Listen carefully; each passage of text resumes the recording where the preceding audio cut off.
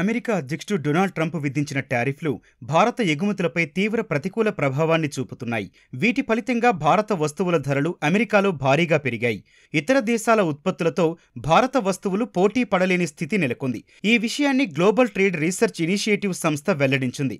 April 4వ తేదీ వరకు అమెరికా మోస్ట్ ఫేవర్డ్ నేషన్ హోదాలో భారత సరుకులు ఎటువంటి ఇబ్బంది లేకుండా ఎగుమతయ్యాయి. ఆ తర్వాత ట్రంప్ అన్ని దేశాలకు 10% పన్నులు విధిస్తూ నిర్ణయం తీసుకున్నారు. ఇది కూడా వ్యాపార సంబంధాలపై పెద్దగా ప్రభావం చూపలేదు. దీంతో మే నెలలో కూడా ఎగుమతులు పెరిగాయి. కానీ ఆ తర్వాత నుంచి పలు దేశాలను లక్ష్యంగా చేసుకుని ట్రంప్ టారిఫ్లు విధించడం ప్రతికూల ప్రభావం చూపింది. ముఖ్యంగా ఆగస్టు నుంచి అమల్లోకొచ్చిన సుంకాలు భారత ఎగుమతులను తీవ్రంగా దెబ్బతీశాయి. ఈ నెలలో తొలుత 25%, ఆ తర్వాత అదనంగా మరో 25% టారిఫ్లను ట్రంప్ భారత్పై విధించారు.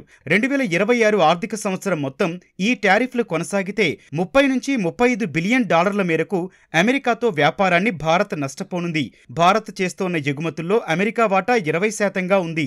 మరోవైపు భారత్ అమెరికా మధ్య వాణిజ్య చర్చలు మళ్లీ ప్రారంభమయ్యాయి. ప్రధాని మోదీకి అమెరికా అధ్యక్షుడు ట్రంప్ స్వయంగా ఫోన్ చేసి పుట్టినరోజు శుభాకాంక్షలు తెలియచేయడంతో ఇరు దేశాల మధ్య సంబంధాలు మళ్లీ గాడిన పడుతున్నాయనే సంకేతాలను పంపుతున్నాయి.